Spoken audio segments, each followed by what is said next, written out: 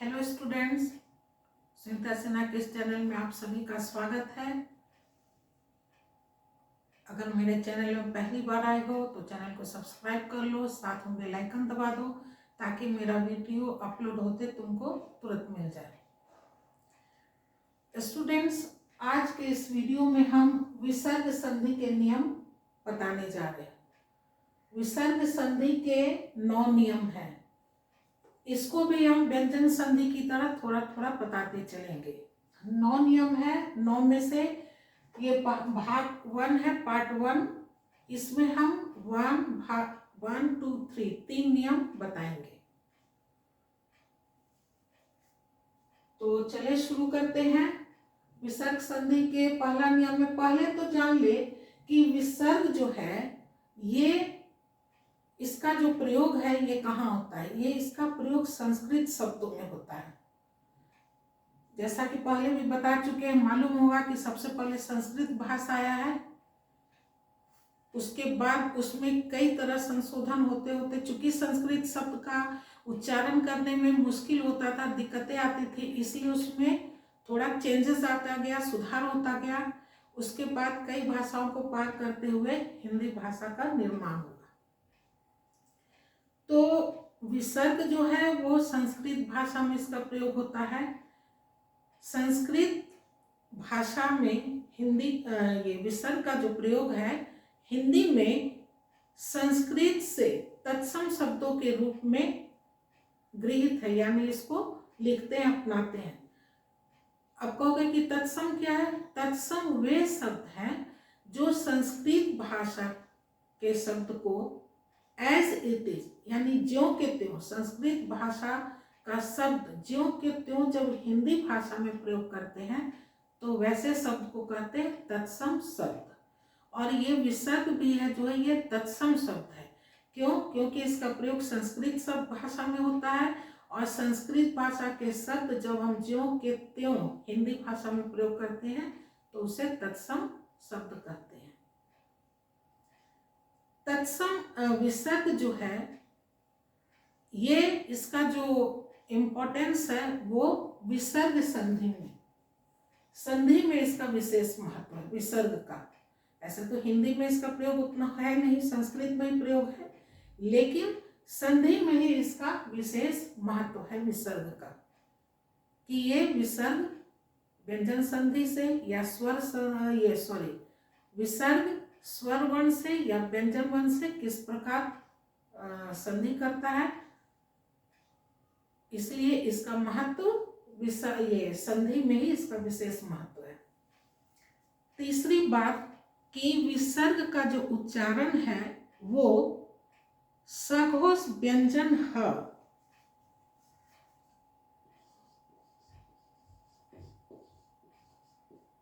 सघोष व्यंजन ह। विसर्ग का जो उच्चारण है ये सघोष व्यंजन ह की तरह होता है। पहले बताया कि संस्कृत शब्द में इसका प्रयोग होता है, जैसे अतः, अतः, प्रायः, नमः, तत्सम शब्द है, इसका हिंदी में प्रयोग करते हैं हम लोग। तो इस समय जो विसर्ग लगा इसको भी हिंदी में एज इट इज ज्यों के त्यों ही प्रयोग करते हैं।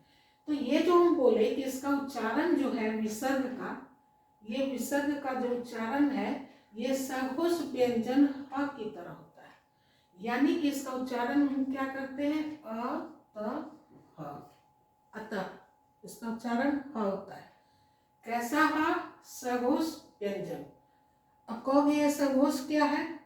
तो व्यंजन को स्वतंत्र तंत्री के आधार पे, यानी कि इसका उच्चारण करते समय जब कंपन होता है तो उसके आधार पे व्यंजन को 2 भागों में बांट दिया गया है, अघोष,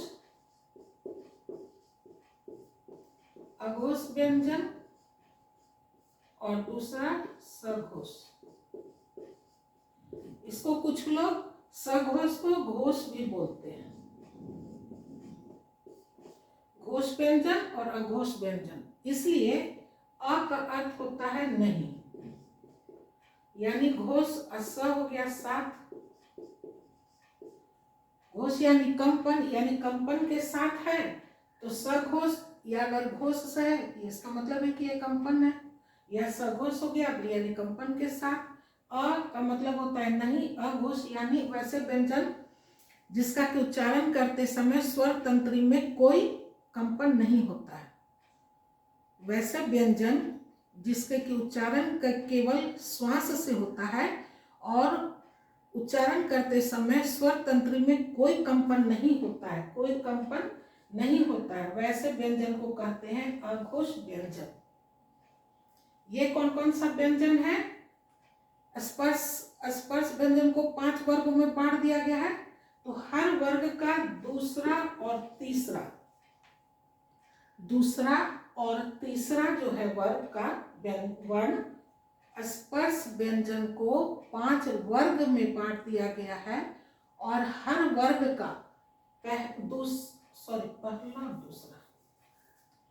पहला और दूसरा वर्ण, हर वर्ग का यानी 5 वर्ग का पहला और दूसरा वर्ण और तालव्य, मूर्धन्य, दंत, ये सब जो है इस सब के उच्चारण करने में केवल श्वास का प्रयोग होता है, इसमें कंपन, स्वर तंत्री में कंपन नहीं होता है, इसलिए ये अघोष व्यंजन। ये कुल कितने हैं? ये 13 है। 5 पहला वर्ण हो गया, 5 दूसरा वर्ण हो गया, 5 दूना 10, 11, 12 और 13 वर्ण है। किसी बुक में देखोगे कि एक और है, ये फॉर्म में जो नुक्ता लगा होता है ये भी कहता है कि अघोष व्यंजन है, इसका उच्चारण केवल श्वास से होता है और स्वर तंत्री में कोई कंपन नहीं होता है। सघोष व्यंजन जस्ट इसका उल्टा है, ये 13 है, इसमें 31 वर्ण है। कौन कौन? पहला और दूसरा वर्ण तो चला गया अघोष में, तो अब वर्ग का 3 वर्ण बच रहा है। कौन कौन? तीसरा, चौथा और 5वां वर्ण। तीसरा, चौथा, 5वां वर्ण प्लस 11 जो स्वर वर्ण है, 11 हो गया स्वर वर्ण, और इसमें ये हो गया य, र, ल, व, तालव्य, मूर्धन्य, दंत यहाँ है और ह, इस सब में हलंत लग जाएगा।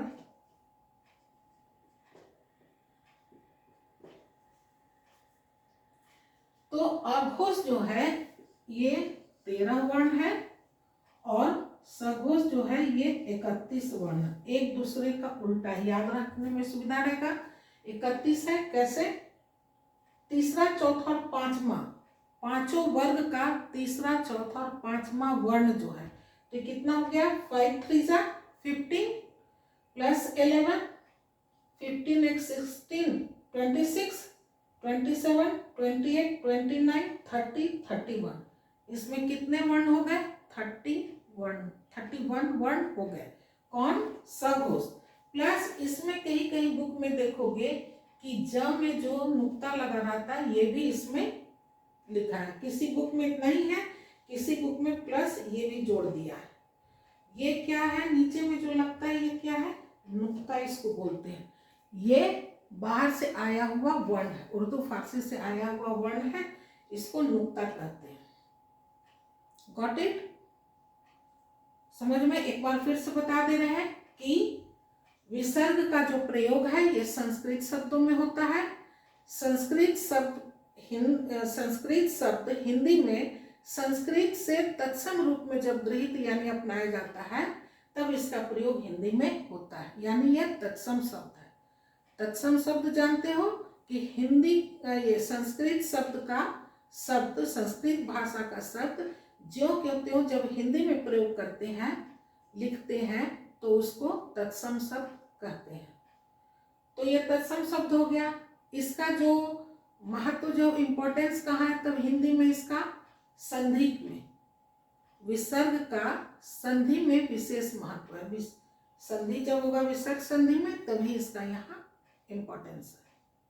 इसका उच्चारण चूंकि स्वर से हो रहा है और साथ में स्वर तंत्र में कंपन भी हो रहा है, इसलिए ये सघोष व्यंजन ह की तरह इसका उच्चारण होता है। इसका उच्चारण ह है और ये ह क्या है, ह क्या है, ये सघोष व्यंजन है। सघोष व्यंजन, सघोष व्यंजन में देखो ये ह है। इतना समझ गए? Isn't it? अब हम चले अपने टॉपिक विषय पर आ जाए कि विसर्ग संधि के नियम। विसर्ग संधि के 9 नियम है, 9 नियम है इसके। तो भाग 1 में हम 1, 2 और 3 बता देंगे। इसको इस तरह से पहले वाले में 3 ले रहे हैं क्योंकि ये समझ में आ जाएगा, इजी एक तरह से बता देंगे, एकदम समझ में आ जाएगा। देखो पहला नियम में क्या कहता है कि अगर विसर्ग के साथ, विसर्ग अगर क के साथ, क ख या प फ के साथ संधि करता है तो इसमें कोई परिवर्तन नहीं होता है। संधि करेगा तो मेल तो होगा, लेकिन विसर्ग में कोई परिवर्तन नहीं होगा। पहला नियम में है कि अगर विसर्ग क ख या प फ के साथ संधि करता है तो विसर्ग में कोई परिवर्तन नहीं होता, ये एज इट इज लिखा जाएगा। जैसे प्रातः काल, प्रातः काल लिखा गया, विसर्ग लिखा गया, इसमें कोई परिवर्तन नहीं हुआ है। अंतःकरण, अंतःकरण, ये पयः पान, पयः पान, अंतःपुर, अंतःपुर, इसमें कोई परिवर्तन नहीं हुआ, सिर्फ संधि हो गया। संधि यानी मेल हो गया, दोनों शब्दों का मेल हो गया। पहला नियम। दूसरे नियम में है कि विसर्ग अगर च छ के साथ संधि करता है तो तालव्य स, त और ठ के साथ करता है तो मूर्धन्य स, और त और थ के साथ, त और थ के साथ करता है तो दंती स में प्रयोग परिवर्तित हो जाता है। इसमें परिवर्तित होगा तालव्य स, मूर्धन्य स और दंत स में परिवर्तन होगा। पहला में तो कोई परिवर्तन नहीं होगा, दूसरे वाले में तालव्य स, मूर्धन्य स और दंत स में परिवर्तित होगा। एग्जाम्पल देखो, नि जोड़ चल, च है तालव्य स में हो गया, नि जोड़ चल निश्चल, नि जोड़ छल निश्चल, धनु जोड़ टंकार धनुष टंकार, नि जोड़ ठुर निष्ठुर, मना जोड़ ता मनस्ता, अंतर जोड़ तल अंतस्थल, अंतस्थल। तो इस तरह हम देख रहे हैं कि अगर विसर्ग च छ के साथ संधि करता है तो तालव्य स, त और ठ के साथ संधि करता है तो मूर्धन्य स, और त और थ के साथ अगर करता है तो दंती स में परिवर्तित हो जाता है। यह है दूसरा नियम। तीसरा नियम में क्या है, इसको इरेज कर देते हैं तो बताते हैं, फिर हम शॉर्ट में बता देंगे कि तुम लोग को एकदम याद हो जाएगा कि पहला, दूसरा, तीसरा, इसीलिए इन 3 नियम को एक साथ लिए और शॉर्ट में बता देंगे ट्रिक कि कैसे याद रखोगे।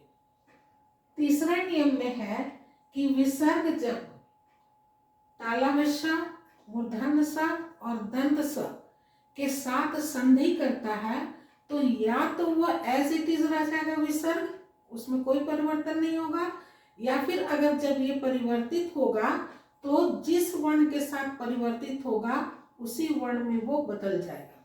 जैसे एग्जांपल देखो, नि जोड़ संदेश, दंती स है तो अगर ये इसके साथ संधि करता है तो या तो ये एज इट इज रह जाएगा यहाँ पे संधि कर, या फिर जब ये परिवर्तित होगा तो जिस वर्ण के साथ ये संधि करेगा उसी वर्ण में ये बदल जाएगा।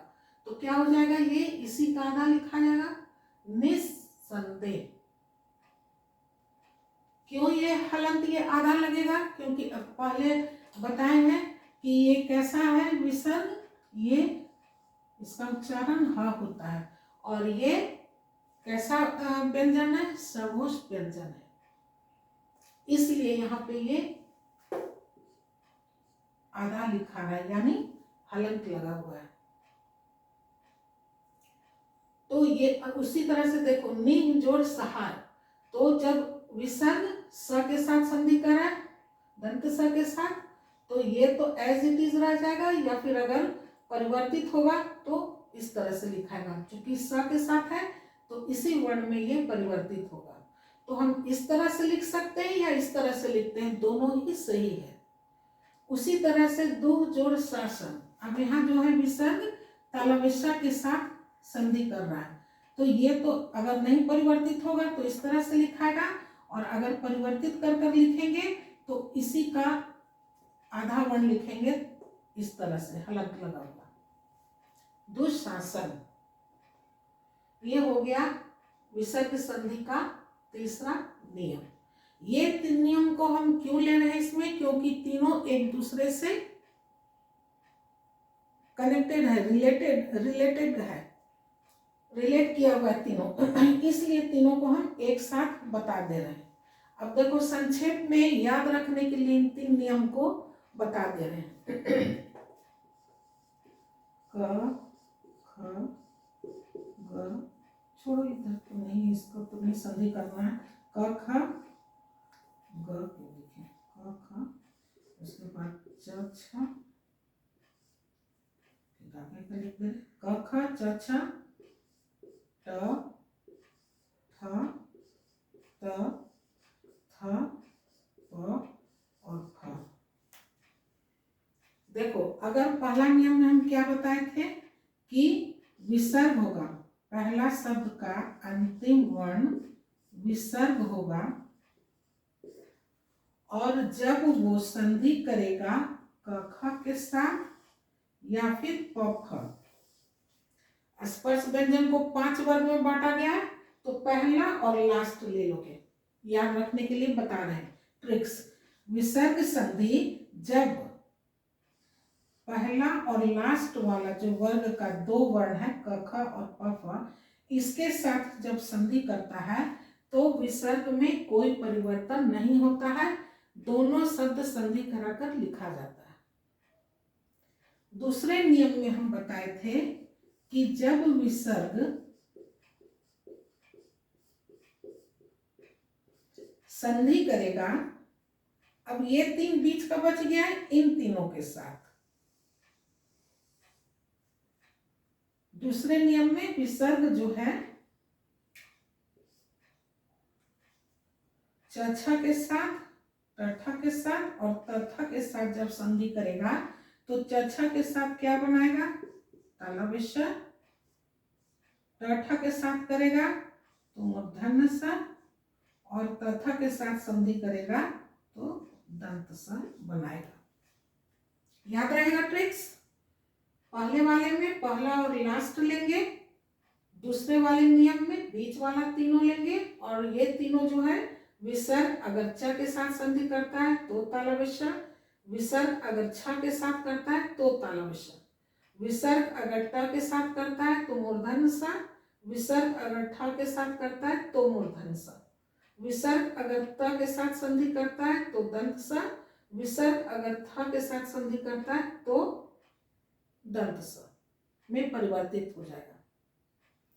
तीसरा नियम जो हम बताए थे वो पहला और तीसरा दोनों से रिलेटेड है। अब देखो तीसरा नियम में हम क्या बताए थे कि पहला शब्द का अंतिम वर्ण क्या होगा, विसर्ग,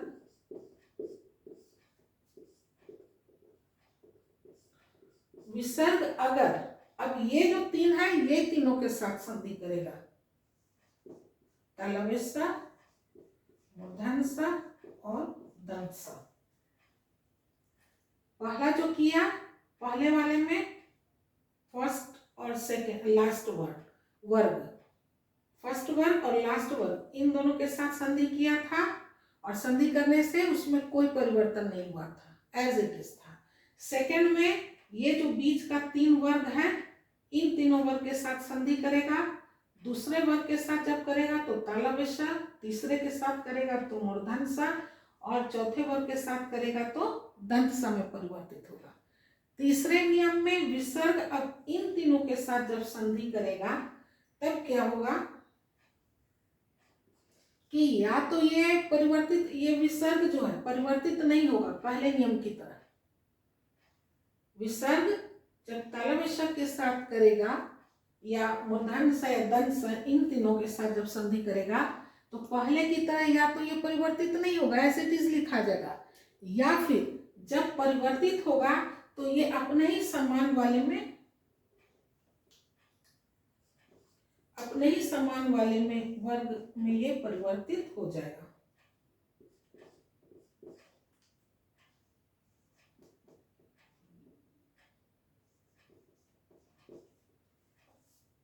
तीसरे वाले में तो है ना, ये तीसरा जो है ये पहला दूसरा और तीसरा से रिलेट कर रहा है, इसलिए हम पहले इन तीनों नियम को बता दिए ताकि याद रहे, और ट्रिक भी बता दिए कि कैसे याद रखोगे विसर्ग संधि का।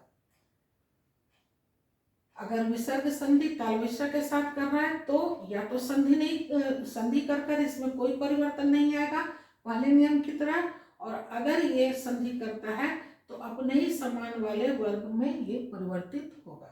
जैसे यहाँ एग्जाम्पल दे दिए, दंत स है तो दंत स, तालव्य श तो तालव्य श, अपने ही जैसे जिस वर्ग से, जिस वर्ण से ये संधि करेगा उसी में वो परिवर्तित होगा।